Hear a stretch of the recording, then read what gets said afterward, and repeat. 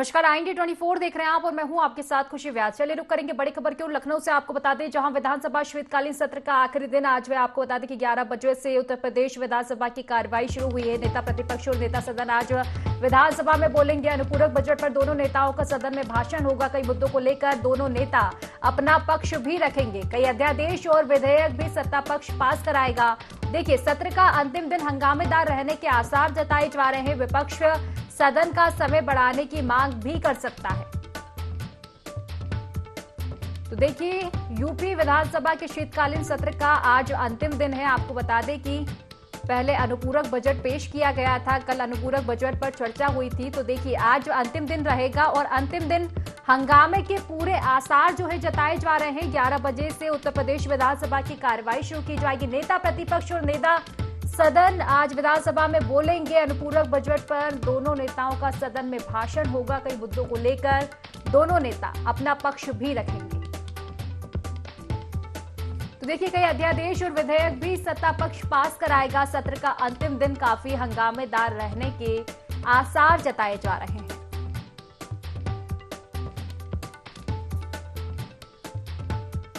तो शीतकालीन सत्र लगातार जारी है। आज अंतिम दिन है। देखिए, अगर इस सत्र की हम बात करें तो लगातार सवाल और जवाब का दौर जो है देखने को मिला है सत्ता पक्ष और विपक्ष के बीच।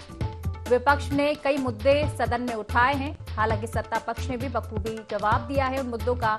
अनुपूरक बजट पर भी चर्चा हुई है और आज अंतिम दिन है। ऐसे में हंगामे के आसार जताए जा रहे हैं। विपक्ष सदन के समय बढ़ाने की मांग भी कर सकता है। चलिए विस्तार से चर्चा करेंगे। सहयोगी पुनीत मोहन हमारे साथ फोन लाइन पर जुड़ चुके हैं। पुनीत, सदन का आखिरी अंतिम दिन आज है और हंगामे के आसार जताए जा रहे हैं। फिलहाल क्या कुछ कार्रवाई हो पाई है? देखिए, आज विधानसभा सत्र का आखिरी दिन है और योगी सरकार जो अनुपूरक बजट लेकर के आई है उस पर कल चर्चा हुई थी और आज उसी पर नेता सदन और नेता विपक्ष दोनों अपनी बातें रखेंगे। इसके साथ ही कई अध्यादेश योगी सरकार सदन से पास करा सकती है। आज विपक्ष जो अनुपूरक बजट आया है उसको लेकर के सरकार के समक्ष कई सलाह कह सकते हैं उसे कि वो रखेंगे, अपनी बात रखेंगे और नेता सदन भी उनके प्रश्नों का उत्तर देंगे। इसके साथ ही आज सरकार कई अध्यादेशों को मंजूर करा सकती है। आज शीतकालीन सत्र का आखिरी दिन है और अनुपूरक बजट लेकर के योगी सरकार आई है। इसे एक उत्तर प्रदेश के विकास का बजट बता रही है। तो दूसरी ओर विपक्ष का कहना है कि भारी भरकम केवल बजट का फिगर है, लेकिन उसका विभाग 20 से 30% ही खर्च कर पाता है। ऐसे में जनता से जुड़े हुए विकास कार्य रुके हुए हैं। जी बिल्कुल पुनीत, देखा जाता है सदन में कि विपक्ष लगातार कई मुद्दों को उठाता है, लेकिन इस बार सदन के समय को लेकर भी मांग कर सकता है विपक्ष। क्योंकि पहले देखा जाता था कि जो कार्रवाई होती थी सदन की काफी लंबे समय तक, काफी लंबे दिनों तक चलती थी। क्योंकि अब सदन, अगर सत्र की हम बात करें तो काफी कम दिनों का इस बार सत्र है। तो ऐसे में विपक्ष क्या आज सदन का समय बढ़ाने की मांग भी कर सकता है?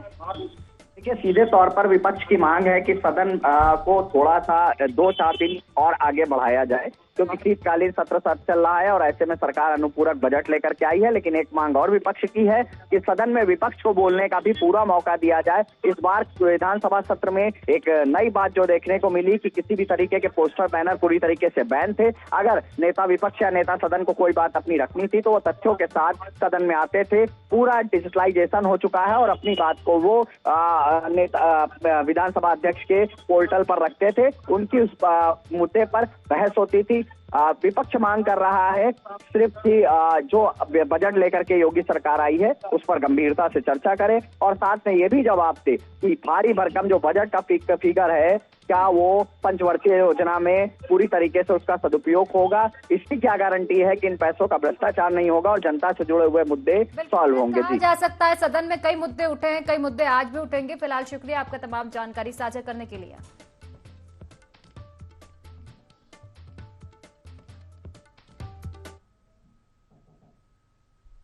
तो चलिए खबरों में आगे बढ़ेंगे। लखनऊ से अब आपको खबर बता दें, जहां टनल से निकाले गए श्रमिकों से सीएम मिलेंगे। आपको बता दें कि सीएम आवास पर श्रमिकों से सीएम योगी मिलेंगे। सीएम आवास पर मुलाकात होगी। सिलक्यारा टनल से निकले गए श्रमिकों से सीएम योगी आदित्यनाथ मुलाकात करेंगे।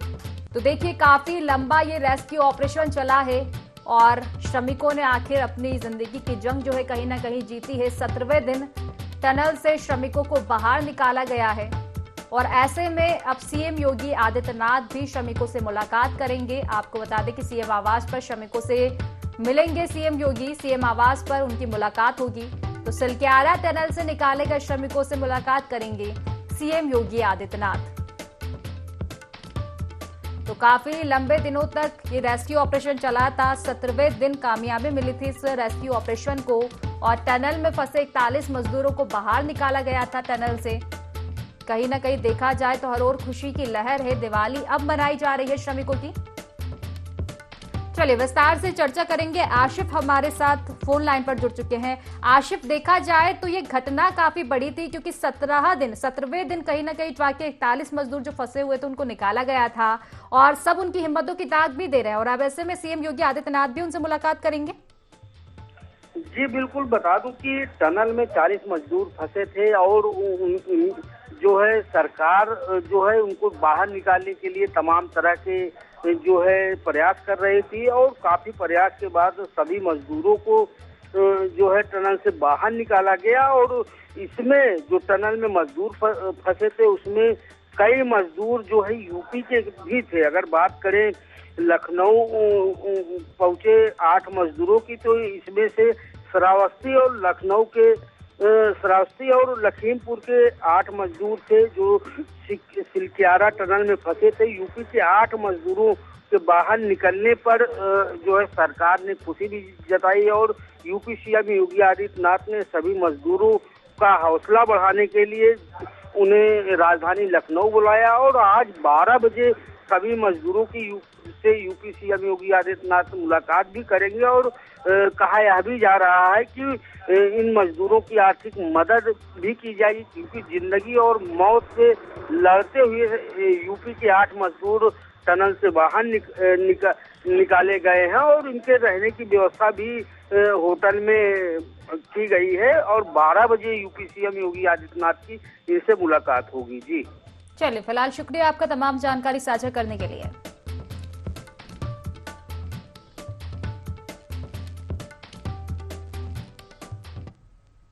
खबरों में आगे बढ़ेंगे। गोरखपुर से आपको खबर बता दें जहां मुख्यमंत्री योगी आदित्यनाथ ने जनता दरबार लगाया है। आपको बता दें कि सीएम योगी ने विभिन्न जनपदों से आए लोगों की समस्याएं सुनी। सीएम योगी ने अधिकारियों को निर्देशित भी किया है, समस्याओं के शीघ्र निराकरण के लिए निर्देशित किया है। जनहित की सर्वोच्च प्राथमिकता होनी चाहिए, ऐसा उन्होंने कहा है। तो देखिए, गोरखपुर से खबर हम आपको बता रहे हैं। मुख्यमंत्री योगी आदित्यनाथ ने जनता दरबार लगाया है। सीएम योगी ने विभिन्न जनपदों से आए लोगों की समस्याएं सुनी है और अधिकारियों को दिशा निर्देश भी दिए हैं। समस्याओं के शीघ्र निराकरण करने के उन्होंने निर्देश दिए और साथ ही उन्होंने कहा कि जनहित की सर्वोच्च प्राथमिकता होनी चाहिए। तो जनता दरबार लगाया है मुख्यमंत्री योगी आदित्यनाथ ने। विभिन्न जनपदों से आए लोगों की समस्याएं सुनी है और अधिकारियों को निर्देशित किया है समस्याओं के निराकरण के लिए।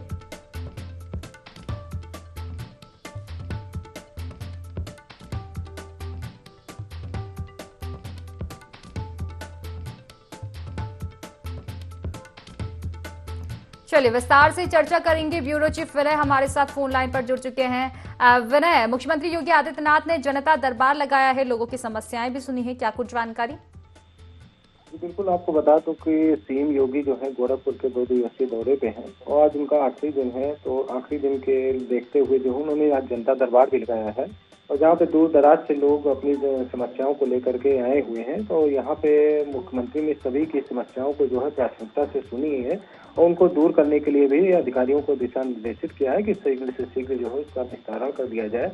और अधिकारियों से भी ये कहा है कि अपने समय पे जो है अपने कार्यालय में बैठें, जो जनता की समस्याओं को सुने और समस्याओं को वहीं पे ही दूर करें, बल्कि यहाँ पे जो समस्याएं इतनी आती हैं वो यहाँ पे आनी बंद हो जाए।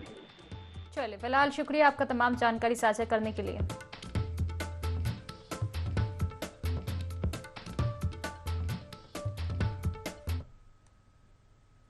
तो चलिए खबर आपको लखनऊ से बता दें जहां काकोरी में 45 बीघे पर एलडीए का बुलडोजर चला है। आपको बता दें कि जमीन पर विकसित अवैध न्यूयॉर्क सिटी पर कार्रवाई की गई है। सड़कें, साइट, ऑफिस, बाउंड्री वॉल ध्वस्त की गई है। काकोरी और कृष्णानगर क्षेत्र में 4 अवैध निर्माण सील किए गए हैं। आपको बता दें कि प्रवर्तन जोन 3 के जोनल अधिकारी देवांश त्रिवेदी ने इसकी जानकारी दी है। तो लखनऊ से ये खबर हम आप तक पहुंचवा रहे हैं, जहां काकोरी में 45 बीघा जमीन पर आपको बता दें कि एलडीए का बुलडोजर चला है। जमीन पर विकसित अवैध न्यूयॉर्क सिटी पर कार्रवाई की गई है। सड़कें, साइट ऑफिस, बाउंड्री वॉल ध्वस्त की गई है।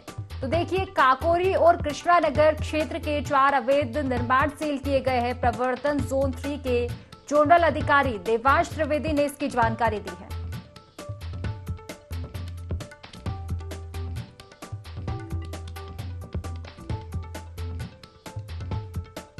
तो देखिए, जमीन पर विकसित अवैध न्यूयॉर्क सिटी पर कार्रवाई की गई है। सड़कें, साइट ऑफिस, बाउंड्री वॉल ध्वस्त की गई है। काकोरी और कृष्णानगर क्षेत्र के 4 अवैध निर्माण सील भी किए गए हैं। तो ये अवैध अतिक्रमण पर बड़ी कार्रवाई।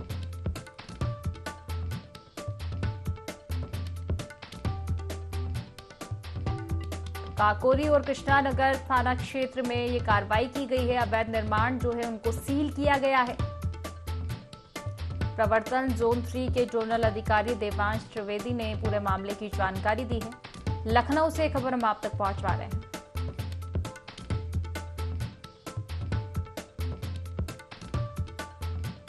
जमीन पर विकसित अवैध न्यूयॉर्क सड़कें, साइट ऑफिस, बाउंड्री वॉल ध्वस्त किए गए हैं।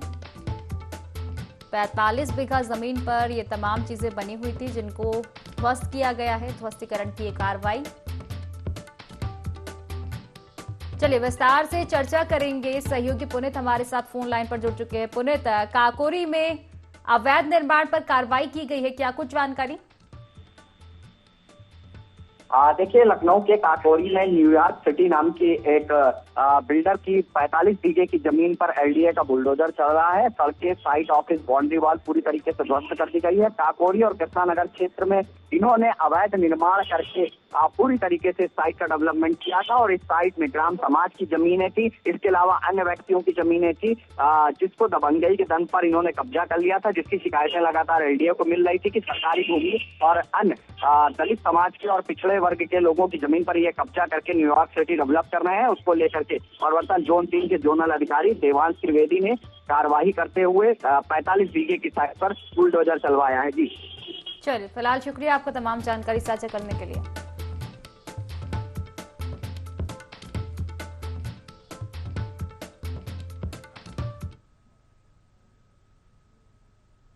तो चलिए खबर अब आपको लखनऊ से बता दें, जहां नगर निगम में जमकर फर्जीवाड़ा हो रहा है। आपको बता दें कि ग्रे कर जमा करने के नाम पर 1.28 लाख की ठगी हुई है। जोन 6 में जीआईएस सर्वे वाली कंपनी के कर्मचारियों ने ठगी की। कर्मचारियों ने ग्रे कर कैश लेकर जमा ही नहीं किया। आपको बता दें कि पीड़ित से कैश लेकर नगर निगम में फर्जी चेक लगाया गया है। चेक बाउंस हुआ तब पीड़ित को मामले की जानकारी मिली।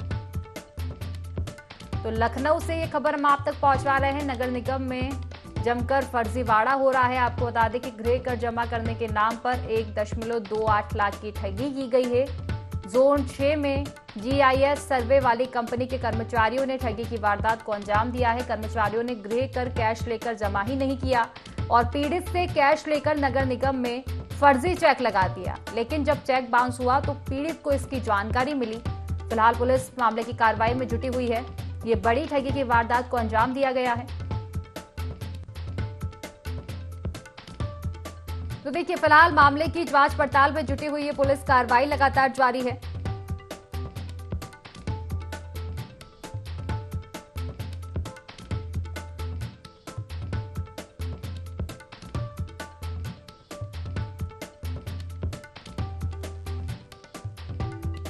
चलिए विस्तार से चर्चा करेंगे। पुनीत हमारे साथ फोन लाइन पर जुड़ चुके हैं। पुनीत, गृह कर जमा करने के नाम पर लाखों रुपए की ठगी का मामला सामने आया है, क्या कुछ जानकारी? देखिए, गृह कर जमा करने के नाम पर लखनऊ नगर निगम में 1.28 करोड़ की ठगी का मामला सामने आया है। जोन 6 में जीआईएस सर्वे वाली कंपनी के कर्मचारियों ने ठगी करी है। पूर्ण रूप से जो गृह कर मकानों का बन रहा था उसमें उनसे लेन देन करके गृह कर को कम किया और उसे जमा कराया। कहीं पर कैश लिया और कैश लेकर के जमा ही नहीं किया। जब गृह स्वामियों का कैश जमा नहीं हुआ और जो उसकी रिसिप्ट होती है वो अपलोड नहीं हुई, उसके बाद पीड़ित लगातार नगर निगम के कार्यालय पर पहुंचने लगे, जिसको लेकर के लगातार सवाल खड़े हो रहे थे नगर निगम में। और अब ये मामला खुल करके सामने आया है। पीड़ितों से चेक लेकर के उसे भी नगर निगम में लगाया गया और सांठ गांठ करके कुछ पैसे लेकर के फर्जी चेकें ले गई और उसे लगाया गया, जो चेकें बाउंस हुई हैं। ऐसे में लखनऊ नगर निगम को 1,28,00,000 रुपए का नुकसान हुआ है। जोन 6 में काम करती है ये कंपनी, GIS सर्वे वाली कंपनी है और ऐसी नगर निगम में तमाम कंपनियां हैं। जो नगर निगम के जोनल अधिकारी और जो RI हैं, रेवेन्यू ऑफिसर हैं, इनसे सांठगांठ करके प्रशासन का क्या कुछ रुख है इस मामले में कार्रवाई को लेकर? जी पुनित, चलिए फिलहाल शुक्रिया आपका तमाम जानकारी साझा करने के लिए। तो देखिए, लाखों रुपए की ये ठगी का मामला सामने आ रहा है। पीड़ित से कैश लेकर, आपको बता दें कि नगर निगम में फर्जी चेक लगाया गया है। चेक बाउंस हुआ तब पीड़ित को इसकी सूचना मिली। तो जमकर फर्जीवाड़ा जो है लखनऊ नगर निगम में लगातार चल रहा है।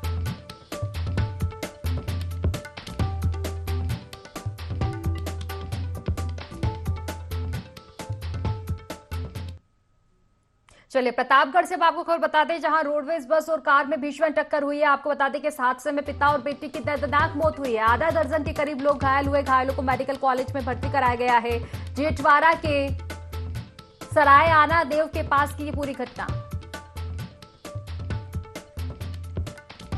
तो एक बार फिर से रफ्तार का कहर देखने को मिला है। रोडवेज बस और कार में भीषण टक्कर हुई है। हादसे में पिता और बेटी की दर्दनाक मौत हुई। आधा दर्जन के करीब लोग घायल भी बताए जा रहे हैं। घायलों को फिलहाल मेडिकल कॉलेज में भर्ती कराया गया है। जेठवाड़ा के सराय आना देव के पास की ये पूरी घटना बताई जा रही है। तो काफी दर्दनाक ये हादसा हुआ है। एक बार फिर से रफ्तार का कहर देखने को मिला है। बस और कार में भीषण टक्कर हुई है। हादसे में पिता और बेटी की दर्दनाक मौत हुई है। आधा दर्जन के करीब लोग भी घायल बताए जा रहे हैं। तो फिलहाल सभी घायलों का इलाज जारी है, लेकिन रफ्तार का कहर लगातार देखने को मिल रहा है। रफ्तार का कहर थमता हुआ नजर नहीं आ रहा है। इसी कड़ी में ये तस्वीर एक बार फिर से सामने आई है प्रतापगढ़ से, जहां बस और कार में भीषण टक्कर हुई।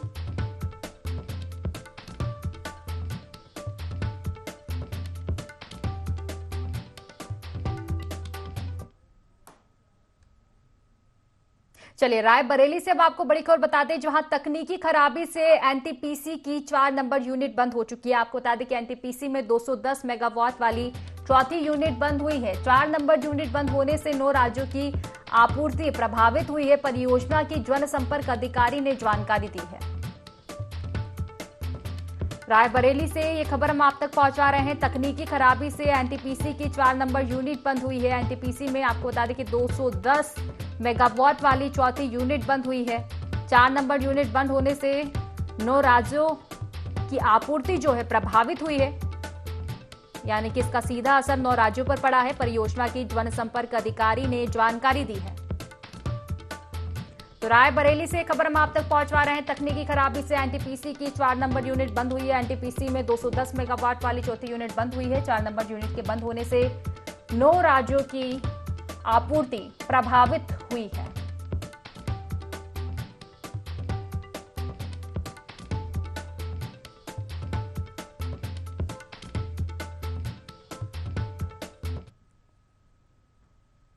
तो चलिए अब खबर आपको लखनऊ से बता दें, जहां कमरे में शव मिलने से हड़कंप मचा है। आपको बता दें कि मंडी परिषद में कार्यरत था मृतक पवन कुमार, जिसका शव मिला विभूति खंड स्थित सरकारी आवास में। यह शव मिला है। बदबू आने पर पड़ोसियों ने पुलिस को इसकी सूचना दी। मृतक के परिवार वालों ने पुलिस को तहरीर दी है। पुलिस ने शव को पोस्टमार्टम के लिए भेज दिया है। विभूति खंड थाना क्षेत्र के मंडी परिषद कॉलोनी का ये पूरा मामला। तो कमरे में शव मिला है, जिससे हड़कंप मचा हुआ है क्षेत्र में। आपको बता दें कि बदबू आने पर इसकी सूचना दी गई थी पुलिस को। मृतक का नाम पवन कुमार बताया जा रहा है, जो कि मंडी परिषद में कार्यरत था। विभूति खंड स्थित सरकारी आवास में शव को बरामद किया गया है।